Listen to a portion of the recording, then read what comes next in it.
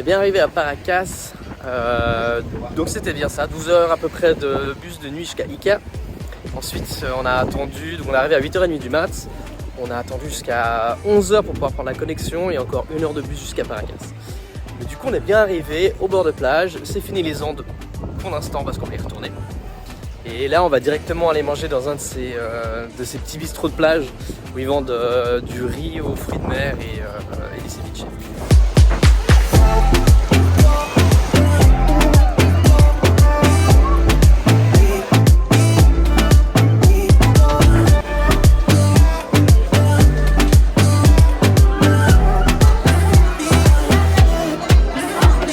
On sort de table, c'était trop bon, c'était pas mal servi franchement. Du coup riz, c'était un combo ceviche avec ensuite riz aux fruits de mer et tout ça c'était 25 sols. Franchement très bon pour un premier ceviche au Pérou.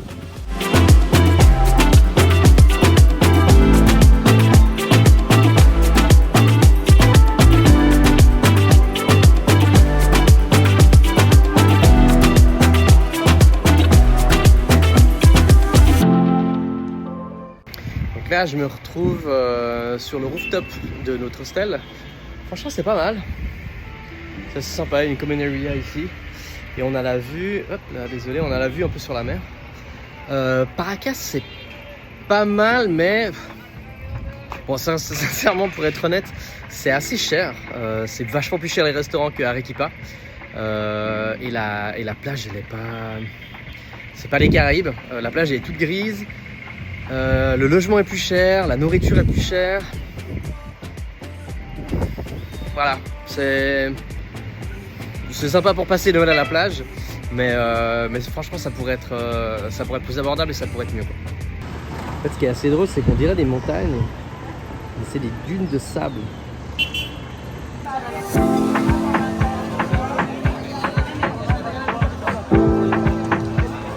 tellement aimé venir manger dans ces petites baraques. Pour le deuxième soir de Noël, on remet ça. Ceviche, les chicharrones de poisson. Et toi, t'as Parihuela. C'est une sorte de soupe de crabe.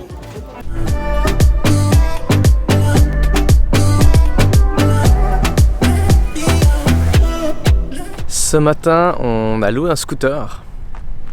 La belle monture juste derrière.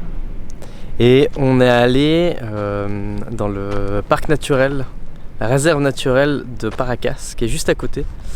Si jamais ça ouvre à partir de 8h30, apparemment, non, alors nous on était un peu en retard, mais apparemment si on vient avant 8h, il n'y a pas de garde, du coup il ne faut pas payer. Là on a payé 11 soles par personne. Et puis il y a à peu près une trentaine de kilomètres. On peut le faire à vélo aussi, nous on l'a fait en scooter parce qu'on a le bus en fin d'après-midi. Et puis il y a à peu près une trentaine de kilomètres pour faire toute la boucle. Et il y a des points de vue assez oufissimes. Genre juste devant moi, je vais vous montrer ça tout de suite, il y a des falaises. C'est magnifique.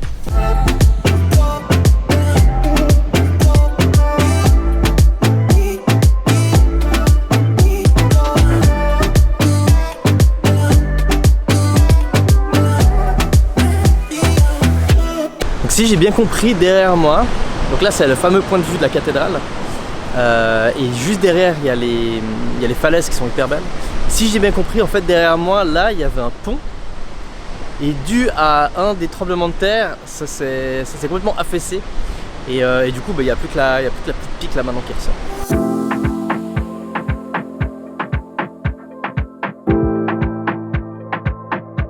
Donc premier stop, la cathédrale. Franchement j'adore les cliffs, ça me rappelle Malte, ça me rappelle quand on était en Irlande. Je vous mets les petits liens pour les vidéos là si vous voulez aller voir. Donc on va continuer. Alors si jamais pour ceux qui ont envie de faire ça en vélo, depuis l'entrée de la réserve, c'est quand même 10 km de montée. Là le soleil c'est 9h30. Alors c'est cool parce que du coup on est tout seul, on est venu assez tôt. Mais le soleil commence déjà à cogner. Donc j'ose même pas imaginer faire ça vers 10-11 heures. 10 km de montée. Alors c'est pas de la montée comme ça non plus, mais ça attaque bien. Ouais, partez tôt.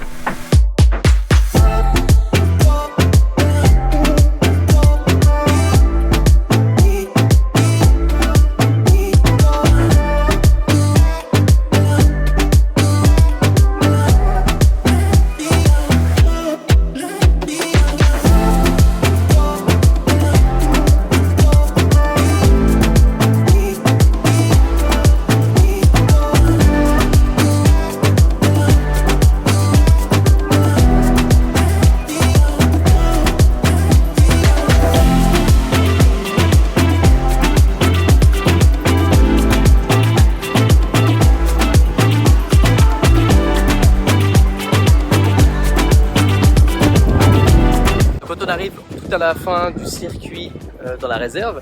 Il y a deux petites plages, il y en a une là et je vais vous en montrer une autre. Et puis là on peut du coup passer l'après-midi. Alors je crois qu'il y a même des parasols qu'on peut louer. Et puis bah, là c'est les fêtes de fin d'année, donc il y a plein de gens il y a plein de locaux qui sont par là. Mais pour passer l'après-midi, je pense que c'est sympa. C'est des plages qui sont quand même plus jolies que celles qui sont vraiment à Paracas. Et pour le coup, il faut vraiment avoir payé l'entrée pour pouvoir accéder à la plage. Du coup, le petit tour dans la réserve, ça nous a duré 3h30 à peu près. Donc ouais, on a vu des gens à vélo, donc c'est clairement faisable, mais il faut avoir du temps. On avait vu un blog qui disait qu'il faut compter au moins 8 heures, que nous on l'a fait en 3 heures en scout. Et vu qu'on a le bus aujourd'hui, d'ailleurs on est en chemin, vu qu'on a le bus ce soir pour Lima, on n'a pas pu s'arrêter et profiter de la plage. Mais si vous avez le temps, franchement c'est cool à mon avis de rester là-bas pour pouvoir profiter un peu. La plage, parce qu'à Paracas elle est pas... J'ai déjà dit, j'ai pas trop aimé cette ville, mais à Paracas la plage elle est pas ouf. Et du coup là-bas au moins c'est en pleine nature et la vue est vraiment sympa. On est au terminal de Cruz del Sur et comme d'habitude on est venu 20-30 minutes à l'avance, c'est toujours mieux pour pouvoir mettre ses bagages en soute et tout ça. Et puis on nous dit que le bus a eu un accident et du coup il a au moins 1 heure de retard. Le problème c'est qu'en fait là on a un bus qui va de Paracas à Lima et on a un changement à faire à Lima pour aller prendre un autre bus de nuit qui va nous amener à Huaraz. Et j'espère qu'on va l'attraper parce que s'il a au moins 1 heure de retard et puis qu'il y a des bouchons, je sais pas quoi. On a prévu une petite marge, mais je crois que ça risque d'être tendu.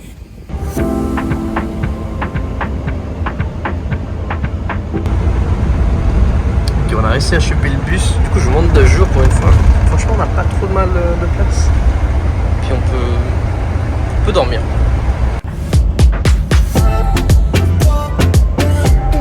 Bon, ça va, on est à l'heure pour pouvoir choper le deuxième bus, heureusement, à Lima.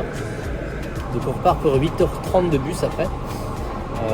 J'ai une petite dalle, mais il n'y a pas grand chose à manger malheureusement ici. C'est pas comme un aéroport où il y a des trucs. Il y a plein de choses à manger quoi. Du coup j'ai trouvé un petit empanada. Mais il était saupoudré de sucre, alors j'ai pas trop compris. Mais il était au poulet, c'était bon. Puis des petits chips, des machins, il y a une petite station-service juste à côté. Mais j'ai encore faim.